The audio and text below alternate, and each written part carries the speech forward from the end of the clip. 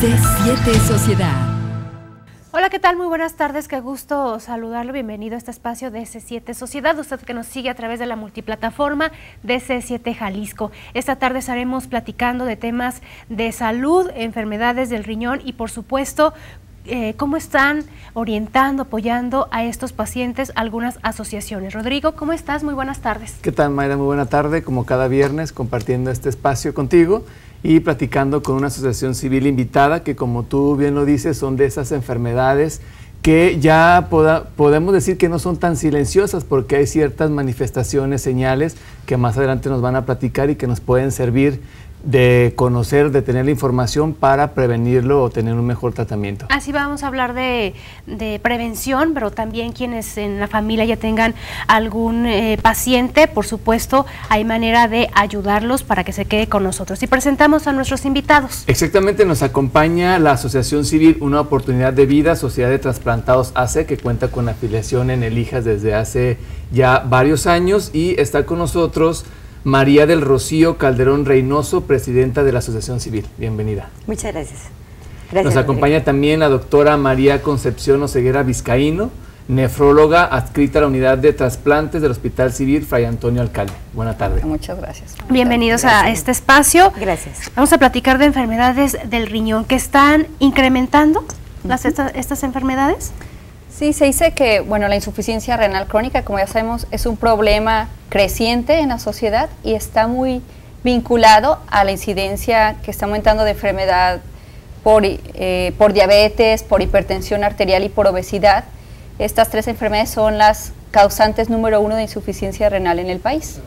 ¿Sí? Se dice que hay más de 500 millones de pacientes con enfermedad renal crónica según la OMS en todo el mundo. Entonces, tenemos que enfocarnos en cuidar o atender a los pacientes que tienen más riesgo, sobre todo, como dijimos, diabéticos, hipertensos y con obesidad.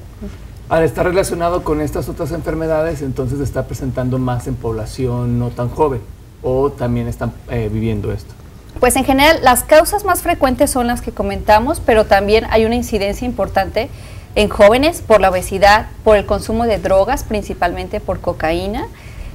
Niños que tienen bajo peso al nacer pueden llegar a desarrollar enfermedad renal crónica en el futuro. Antes fallecían muchos, ahora pues gracias a la tecnología y a los avances médicos sobreviven, pero tienen baja masa renal y pueden llegar a presentar enfermedad renal crónica en otra etapa de su vida. Pero sí hay mucho paciente joven o pacientes que tenían malformaciones en sus vías urinarias o acidosis tubular. ¿Es fácil de detectar esta enfermedad? Como comentábamos, es una enfermedad, bueno, silenciosa en las primeras etapas y desgraciadamente pueden presentarse los síntomas hasta cuando un paciente tiene más del 90% de su función renal dañada. Entonces puede cursar desde una función renal normal, irse deteriorando y hasta que solamente tiene un 10% de función renal, inician los síntomas. Y son síntomas que pueden pasar desapercibidos porque pueden ser dolor de cabeza, malestar general, debilidad. Entonces, desafortunadamente es silenciosa en tanto ellos o ellas no se den cuenta de que ya están con el problema. Y estas señales que ya se dan en una etapa más avanzada, por supuesto que entonces es mucho más complicada la controlarlo. El manejo. Por eso queremos enfocarnos ahora en no solo, obviamente en hacer el diagnóstico oportuno de estos pacientes, pero también en invitar a hacer una vida saludable y a diagnosticarnos a tiempos para evitar la progresión de la enfermedad renal crónica. Y que sí hay... ¿ibas a decir algo? Sí, lo que pasa es que es como alarmante o es preocupante el que estemos viendo que está muy relacionada con las personas que tienen el problema de la diabetes, porque a su vez también se liga con otros hábitos que pueden ser no tan positivos en la vida cotidiana. Ya mencionaba la alimentación, la droga, la falta de hacer ejercicio, el tabaquismo, y entonces cómo se vuelve mucho más complicada, porque pasa de ser una enfermedad de diabetes que tiene todas sus repercusiones a una enfermedad del riñón que entonces se agrava mucho más. Platicaba usted sobre la parte del diagnóstico y que es a donde generalmente le apostamos más a todo lo que tiene que ver con estas enfermedades crónicas o enfermedades degenerativas o enfermedades con las que vamos a estar conviviendo mucho tiempo y depende de cada uno si va a ser de una manera complicada o fácil o difícil. Entonces, ¿cómo trabajar con el tema de la prevención en la parte de esta enfermedad de los riñones, sobre todo cuando está involucrada con otros factores. ¿Qué tan complicado se puede volver este diagnóstico? Para empezar, queremos enfocarnos en hacer el diagnóstico en los pacientes que tienen más riesgo de desarrollarla.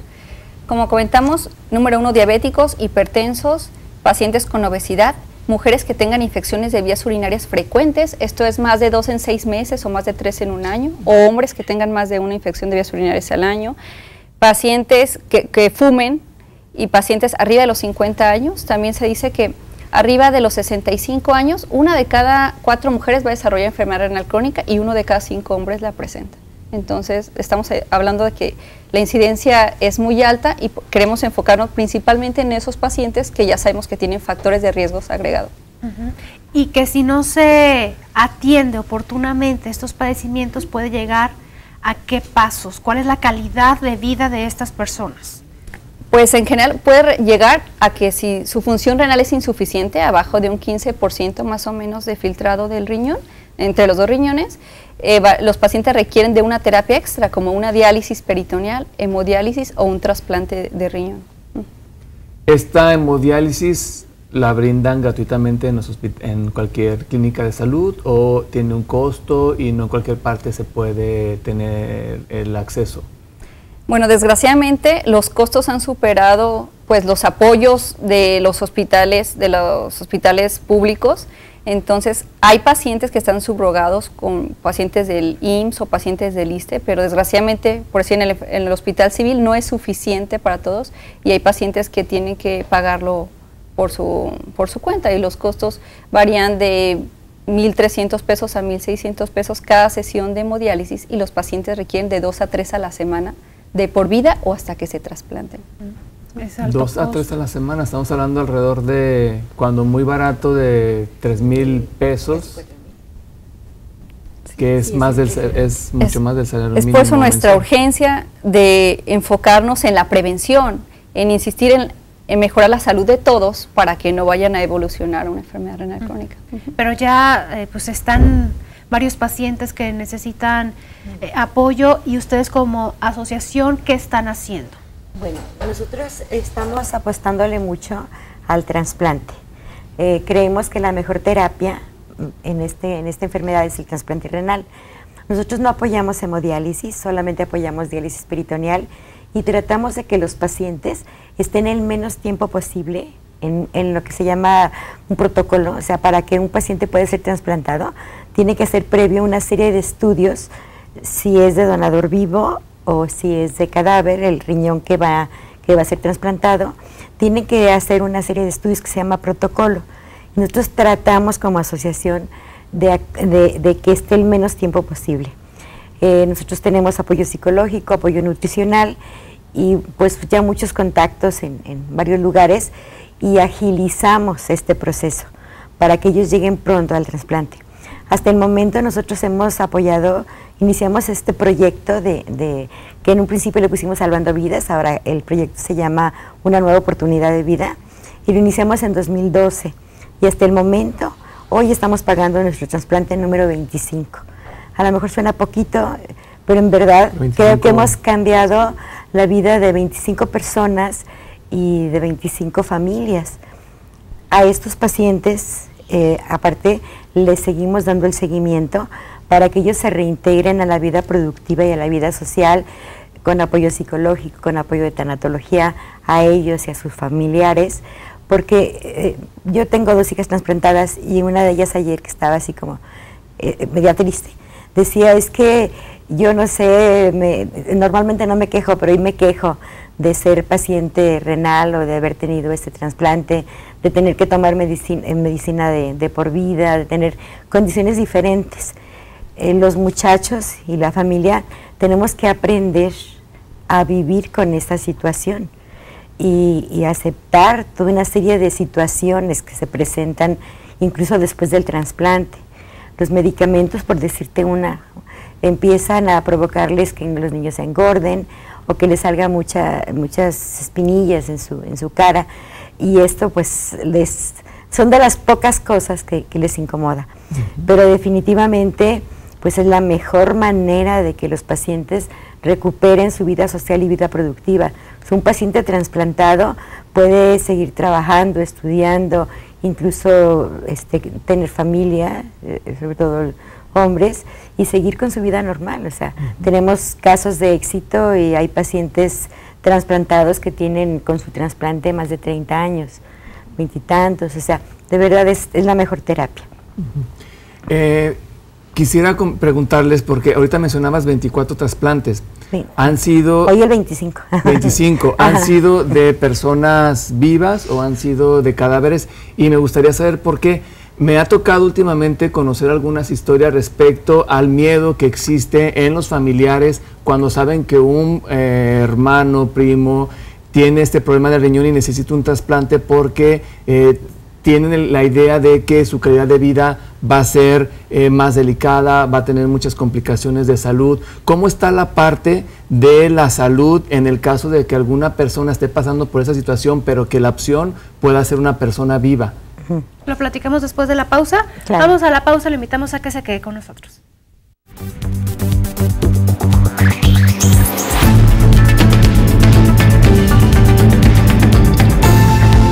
C7 Sociedad. Gracias, que continúa con nosotros aquí en C7 Sociedad y nos quedó pendiente, Rodrigo, estabas haciendo un cuestionamiento. Así es, acerca del origen de los riñones y la situación de la calidad de la salud en la que quedan las personas que deciden donar el riñón en vida. Bueno, yo te puedo decir mi experiencia muy cercana. Mi marido fue donador de mi hija más pequeña. Él incluso tiene marcapaso cuando fue donador. Y esto fue hace 11 años, prácticamente 11 años, y él está perfectamente bien. Incluso hay estudios y está comprobado que los donadores son pacientes que viven más tiempo que una persona normal, porque hacen lo que todo mundo deberíamos hacer.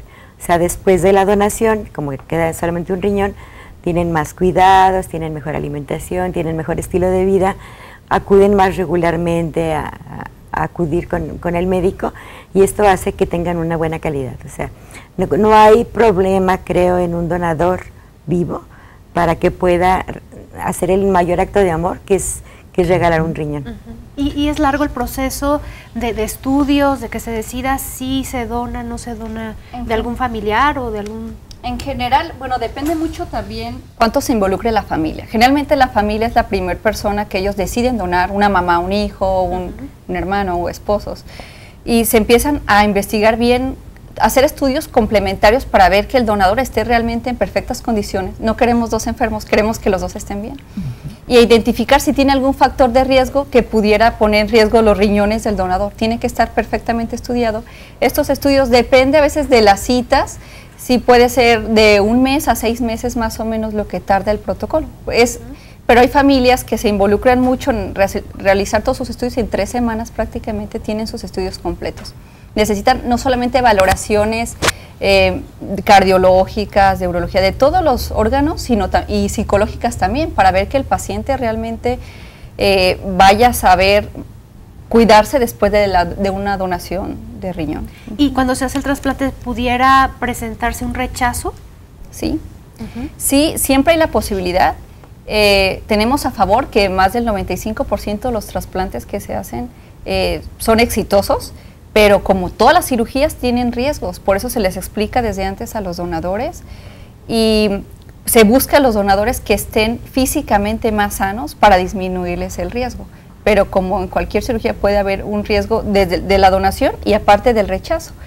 Es muy buena la cantidad de pacientes que les ha ido muy bien o de éxito, que no hacen rechazo. ¿Por qué? Porque la mayoría son familiares, comparten, tienen mucha compatibilidad genética, entonces eso disminuye el riesgo de rechazo.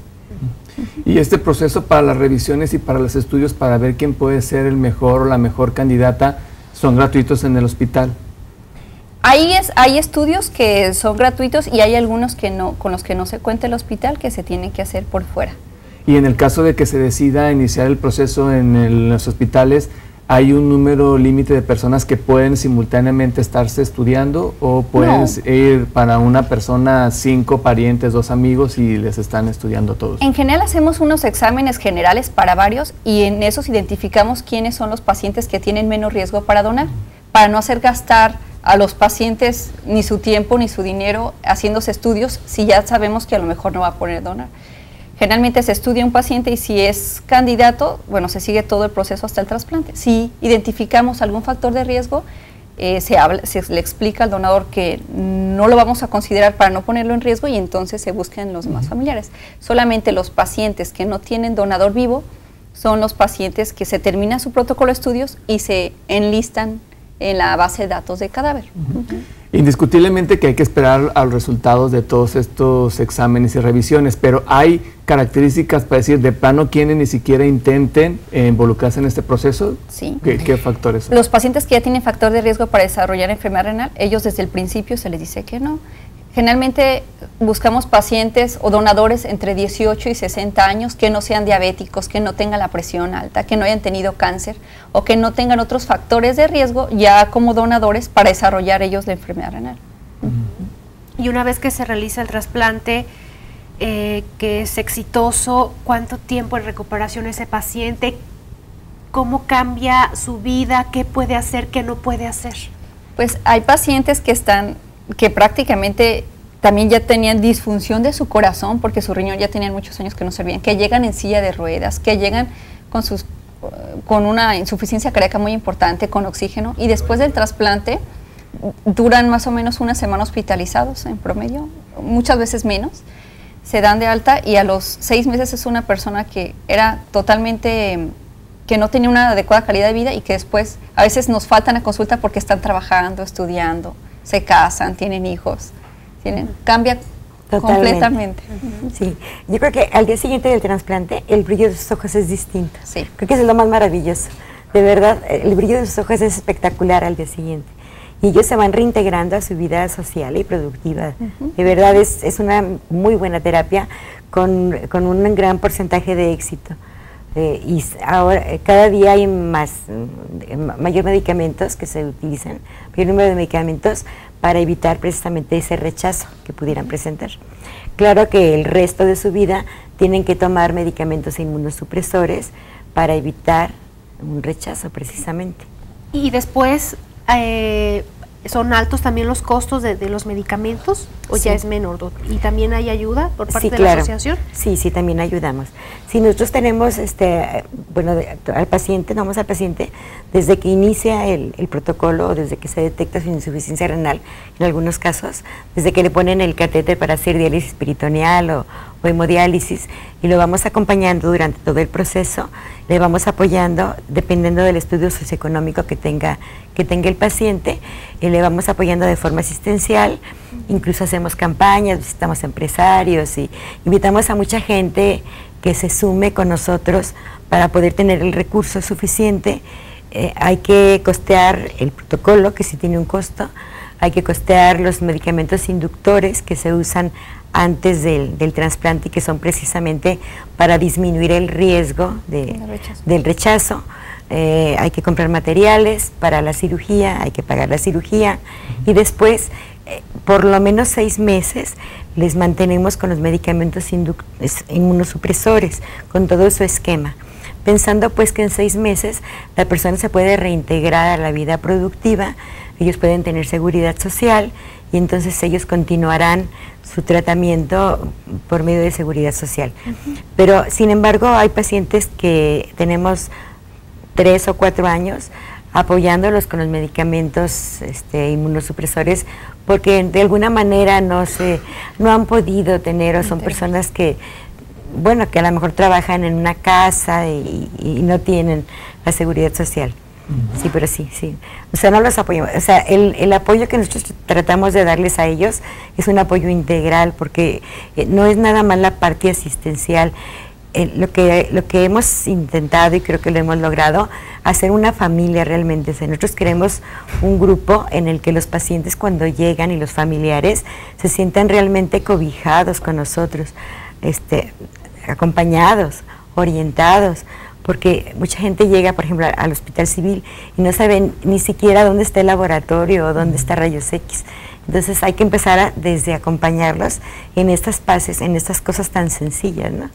Y como te mencionaba, apoyamos con tanatólogos, con psicólogo, tenemos grupo de autoayuda para pacientes, para familiares, y tratamos de dar toda la orientación nutricional y psicológica en este proceso, porque es algo difícil para la familia.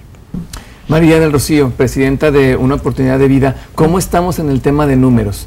¿Cuántas personas están en lista de espera para ser trasplantados para quienes no tienen la fortuna o no encontraron un candidato vivo que pudiera apoyarlos? Ajá.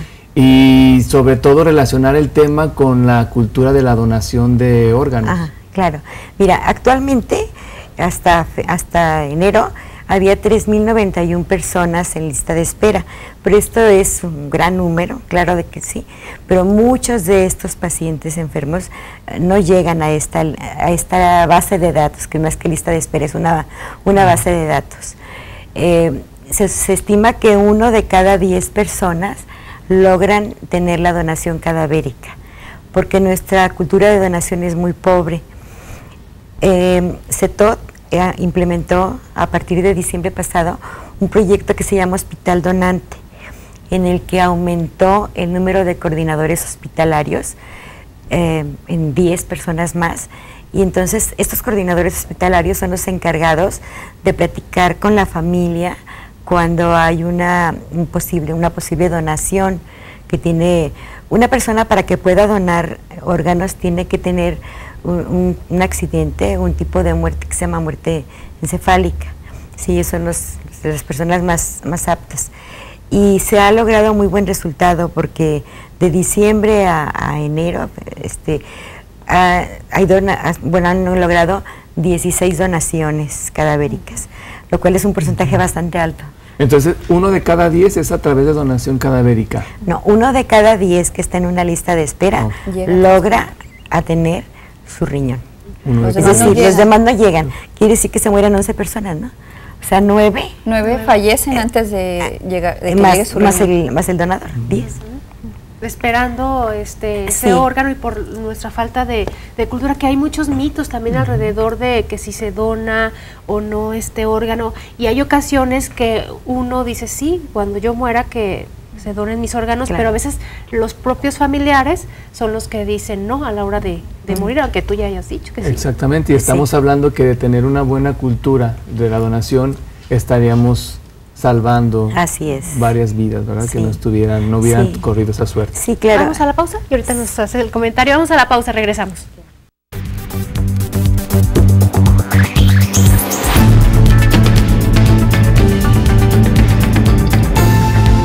C7 Sociedad. Ya estamos de regreso aquí en C7 Sociedad, esta tarde platicando de enfermedades del riñón. Preguntarle a la doctora María, una vez que se tiene algún órgano, ¿cómo se decide quién va a ser candidato para hacerle ese trasplante? Bueno, en este caso, en riñón, si hay una probable donación de riñón, se le llama a los que tienen más tiempo esperando, a los 4 pacientes más o menos, aunque haya 2 riñones, y se les hace exámenes para ver si están bien, porque también, aunque yo esté esperando 10 años, si estoy infectado o tengo gripa o neumonía, el día que me llaman, no me pueden trasplantar, porque me van a dar un medicamento para bajarme las defensas y aceptar ese riñón.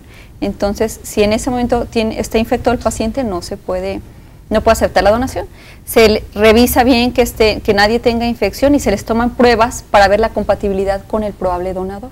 Y de esos pacientes, los 2 que salgan más compatibles o con menos riesgo para su cirugía, esos 2 son los candidatos ideales para ser receptores de esos riñones. Y que eso debe ser de inmediato, una vez que se enteran de que... En ese momento.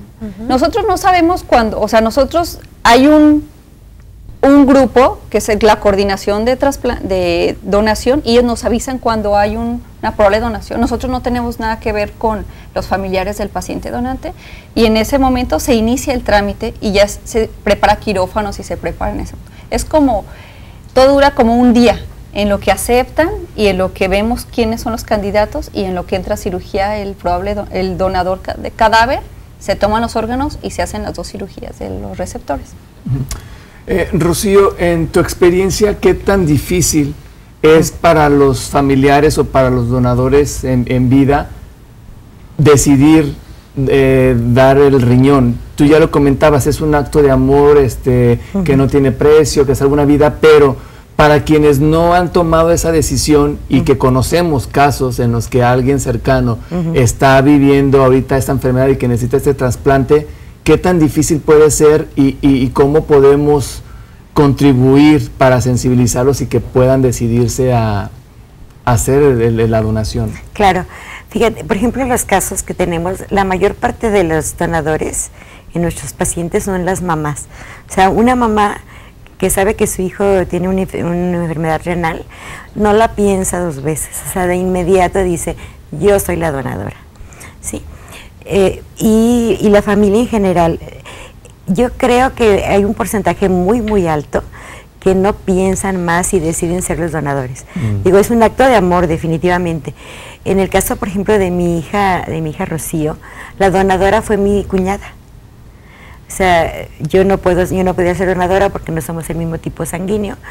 Entonces, solamente el único candidato era mi marido. Y hicieron el protocolo mi cuñada y mi esposo. Pero ella, desde algún momento que hablamos de una donación, ella dijo yo. Ella era viuda en ese momento, se volvió a casar en el Inter, su esposo, su segundo esposo, estaba totalmente en contra. Y ella dijo, lo siento, yo ya dije y yo soy. Entonces, yo creo que hay que platicar y que hay que aclarar las dudas con un médico para que el donador sepa que él va a continuar con su vida tal cual, o sea, como la lleva. O sea, a lo mejor con mayores ventajas porque aún, por ejemplo, en el hospital civil, de por vida atienden a los donadores. O sea, ellos están monitoreados y ellos tienen una cita abierta y cada determinado tiempo están haciendo exámenes, están checando la consulta y eso es una ventaja enorme, sobre todo para alguien que no tiene seguridad social, saber que de por vida está él con ese control. Entonces, yo creo que por todos los aspectos es algo que sería maravilloso que nosotros pudiéramos impulsar la donación cadavérica. O sea, sería como excelente que invirtiéramos los papeles, ¿no? Y que en nuestro país se trasplantara el 75% de cadáver y el 30% de vivo. Pero mientras que esa transición se da, bueno, pues un paciente puede vivir perfectamente bien, que lo decía, siendo donador. Una muy buena calidad de vida tienen los donadores y deben de tener medicamentos especiales ya a lo largo de su vida, ¿o no? En general los donadores, como se buscó que fuera un candidato que no tenga otras enfermedades, en general no toma ningún medicamento después del trasplante.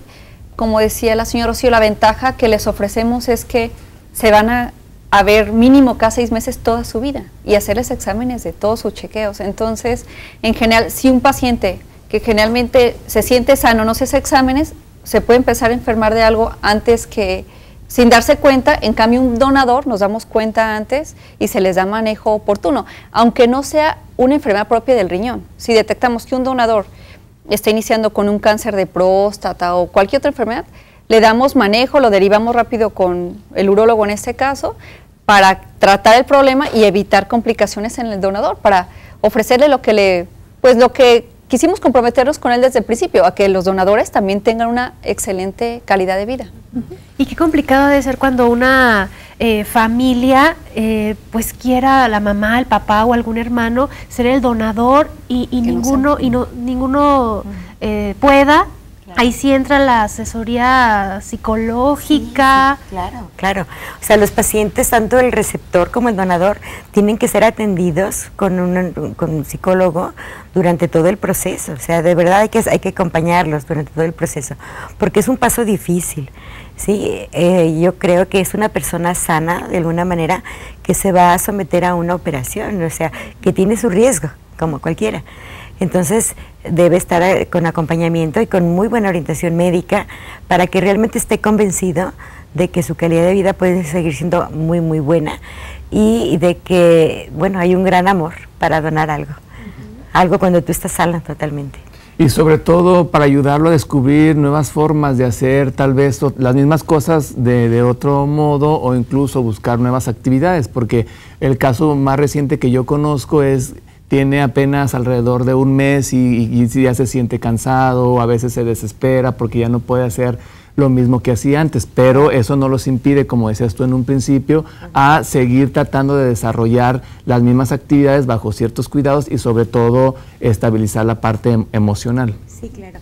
Y a lo mejor ahora es un momento en que esta persona que tiene un mes que se siente muy cansado, pues a lo mejor sería muy interesante que hiciera un alto, que se dedicara a hacer un protocolo y que en un mes o mes y medio él estuviera trasplantado y volviera a su vida normal y productiva. Ahora, sin duda, si ponemos todas estas cosas sobre una balanza, en el caso de los donadores en vida, pues serían mucho más los beneficios que se tienen el haber tomado esa decisión. Pero mi duda es, ¿existe algún riesgo de enfermedad o infección específica que puedan estar en riesgo los donantes en vida? Ya nos comentaban ustedes que si se cuida la alimentación, el ejercicio, que incluso pueden tener una vida mucho más longeva, pero ¿existe algo como esto o solamente es un mito? No, sí hay riesgos, como habíamos comentado de la cirugía, alguna infección. En general, los riesgos son tratables o manejables. Sí se dice que en mujeres que son donadoras se recomienda esperarse más de un año para embarazarse, en lo que el riñón compensa lo que hacían los dos. Y si hay un porcentaje mínimo, como de 8 a 10% de aumento de riesgo de presión alta durante un segundo embarazo después de haber donado. Que en general tenemos muchas donadoras y ahorita que ninguna ha presentado eso, pero sí está descrito en la literatura y pues yo creo que es completamente ético comentar lo que puede llegar a pasar. Pero de todas maneras no hay contraindicación para que se embaracen aún habiendo sido donadoras de riñón. Dicen cambia la calidad de vida, hay que ser disciplinados. ¿Cuáles son las especificaciones? ¿Algún tipo de ejercicio, algún alimento? Las recomendaciones son las mismas que para la población general, es no automedicarse, no tomar medicamentos para dolor de manera indiscriminada, ni antibióticos de manera indiscriminada, tomar mucha agua, hacer deporte 3 veces por semana, mantenerse delgado, y si ya uno tiene un factor agregado de riesgo como diabetes o hipertensión, tenerlas lo más controlado que se pueda. Ahora estamos platicando de las personas pues que ya tienen esta enfermedad, o en el caso de los donantes en vida o cadavéricos, pero ¿cómo hacer para quienes no tenemos ningún familiar, quienes pensamos que no tenemos ese problema, para mantenernos así? ¿Cómo asegurarnos que no tenemos un problema de riñón o que lo vayamos a tener próximamente? ¿Qué hacemos? Bueno, yo creo que aparte de todo lo que la doctora menciona, sería muy interesante que nos hiciéramos un chequeo por lo menos cada 6 meses. Unos exámenes, o sea, un general de orina, que es algo muy barato, una química sanguínea, que no son exámenes caros, nos dicen realmente qué es lo que está pasando con nuestro cuerpo. Y se podrían detectar con estos simples exámenes muchísimos casos de enfermedad renal en los primeros estadios. Y esto definitivamente cambiaría el curso de la enfermedad al ser atendidos de manera oportuna y hacer descubierto esto en tempranas etapas. Esto es parte de lo que queremos nosotros impulsar en el próximo seminario que vamos a tener. O sea, nosotros apostamos también mucho a la prevención y estamos tratando de contribuir a la sociedad y sobre todo a estudiantes de salud, a que ellos tomen conciencia de la importancia que tiene una detección oportuna de esta enfermedad. Que vamos a ir a la pausa y regresando nos amplía la información de este seminario, los participantes, las fechas y la sede. Claro. Vamos a la pausa, regresamos con más.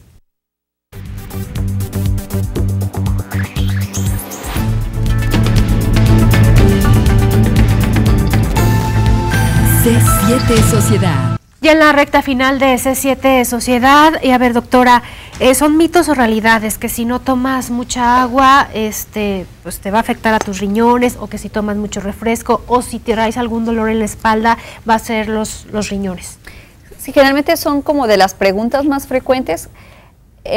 Como habíamos comentado, es una enfermedad silenciosa, no suele dar dolor en la espalda, cuando es de los dos lados por enfermedad renal. Generalmente solamente cuando hay una piedra o una infección en uno de los riñones sí duele, pero es unilateral, solo de un lado. No se recomiendan los refrescos por su alto contenido de sodio, que puede llegar a subir la presión arterial, ni el café en las personas que tienen la presión alta, porque puede subir de 8 a 10 milímetros la presión la siguiente hora después de la ingesta. Y sí se recomienda el consumo importante de agua o de líquidos para mantenerse hidratado, y sí ayuda en el control de los líquidos. El riñón, como sabemos, pues es el que hace esa función principalmente. ¿Y afectaría el exceso de agua? En general no. Hay alguna enfermedad de origen psiquiátrico que sí son pacientes que toman como un garrafón de agua, y eso no es normal, pero una persona que toma 3, 4 litros de agua está en lo normal. ¿Existe alguna otra pregunta frecuente que esté relacionada con mito, o nada más está el tema del agua, que sí es común escucharla, que hay que tomarnos 2 litros, 3 litros al día para prevenir el problema en los riñones? Pues en general son las preguntas que más frecuente hacen los pacientes. O también si el tabaquismo hace daño, y también el tabaquismo hace que los vasos que llevan la sangre al riñón se hagan muy pequeñitos y les llegue menos flujo de sangre al riñón. ¿Alimentos con grasosos? O sea, una mala alimentación en general. Sobre todo la obesidad. La obesidad y el tabaquismo sí pueden hacer daño dentro de los riñones. El consumo alto de proteínas también puede dañar los riñones. Con los jóvenes que toman mucha proteína extra en los gimnasios, y eso sí se ha pegado.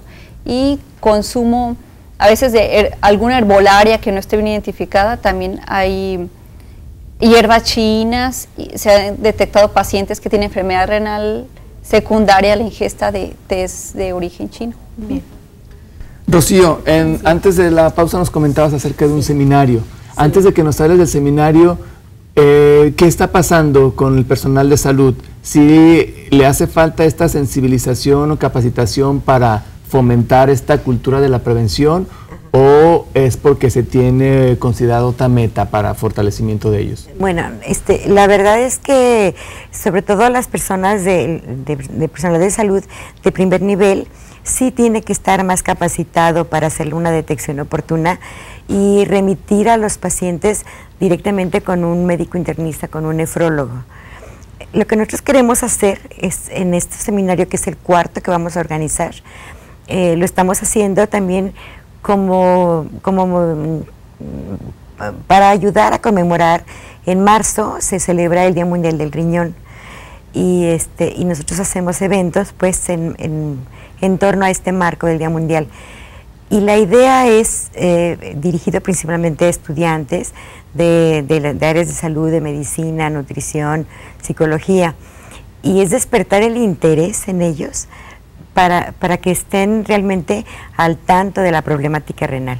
O sea, tenemos una serie de súper especialistas, conocedores del tema, que nos apoyan. Este seminario lo hacemos en el Hospital Civil, en el Auditorio Magno.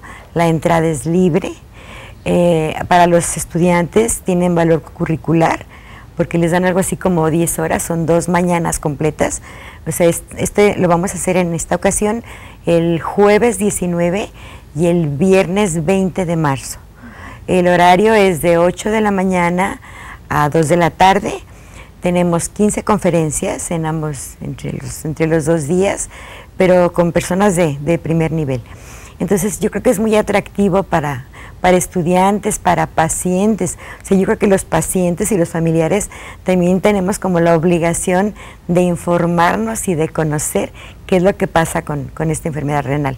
Entonces está abierto al público en general, te digo, gratuito, con valor curricular para ellos, y pues esperamos tener ahí casa llena. ¿Qué están haciendo para difundirlos? ¿Están yendo también a los centros universitarios, sí, claro, a buscar jóvenes? Así es. Sí, estamos, nos está apoyando desde luego el Hospital Civil, la unidad de trasplantes, que somos los anfitriones nosotros. Sí, pero estamos en centros universitarios, nos está apoyando CETOD también con esto. Hay un grupo de investigadores importante que ellos también tienen un evento. Y bueno, sumándonos todos nosotros para hacer la difusión de este evento, que creemos que es muy bueno. Hemos tenido muy buenos resultados en los años anteriores y esperamos que este año pues también se repita, ¿verdad? O sea, tenemos auditorio lleno, porque es muy atractivo y no tiene costo, además. Y hablando un poco más para aprovechar estos minutos que nos quedan de programa, dentro de la asociación civil, ¿cuentan con otra actividad, algún otro programa donde puedan acercarse la gente o nada más están trabajando con el seminario? Bueno, nosotros en este mes estamos trabajando con el seminario, tenemos otra conferencia el día 9 que la va a impartir el equipo de la unidad de trasplantes, que se llama La Salud Renal es para Todos. Esta conferencia es, bueno, para nosotros tenemos conferencias mensuales, en este caso es este tema y le imparte esto, y nuestras conferencias siempre son el segundo lunes del mes. Estas conferencias son en el auditorio 1 de Rayos X. El seminario solamente es ahora en el auditorio magno, que es el auditorio grande del hospital. Entonces es parte de los programas, pero cualquier persona que tenga dudas, que tenga problemas renales, puede acudir con nosotros y nosotros les orientamos, los acompañamos, los llevamos, los ponemos en contacto con el equipo de la unidad de trasplantes y bueno, les asesoramos en todas las situaciones.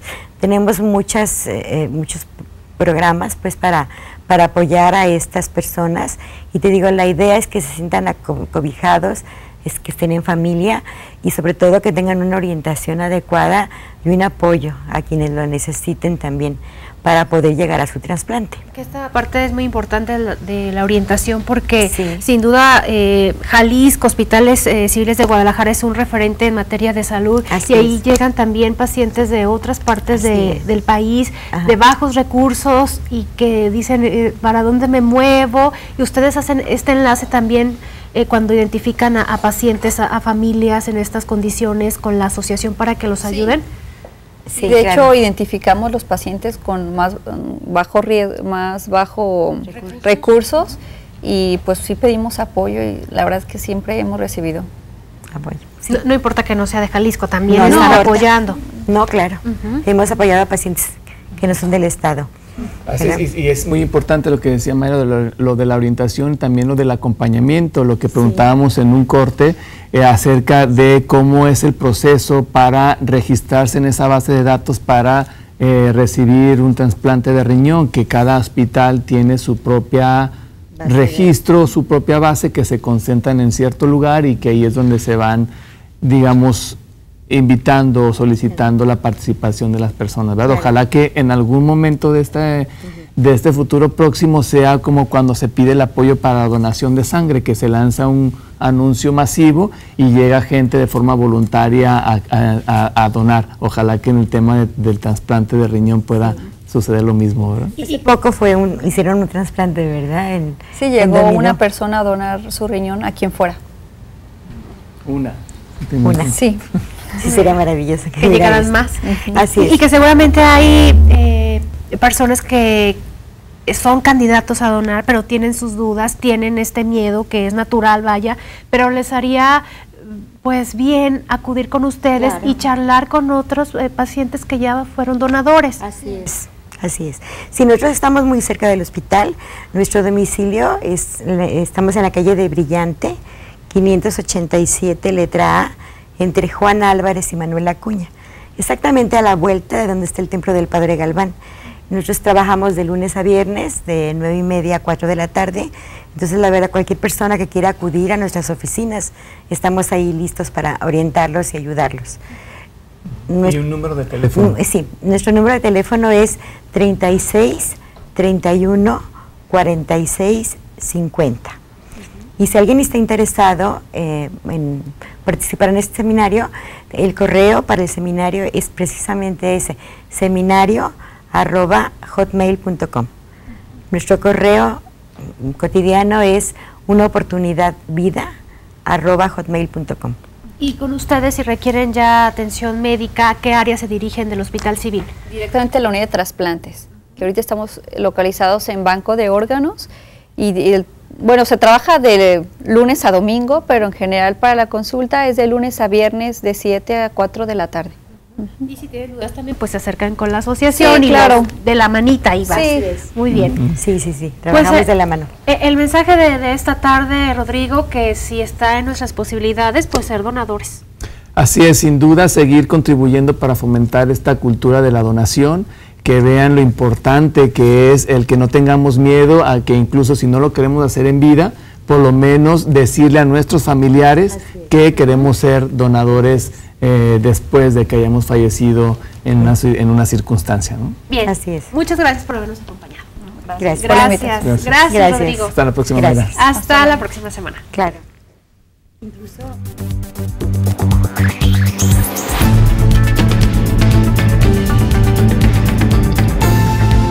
C7 Sociedad.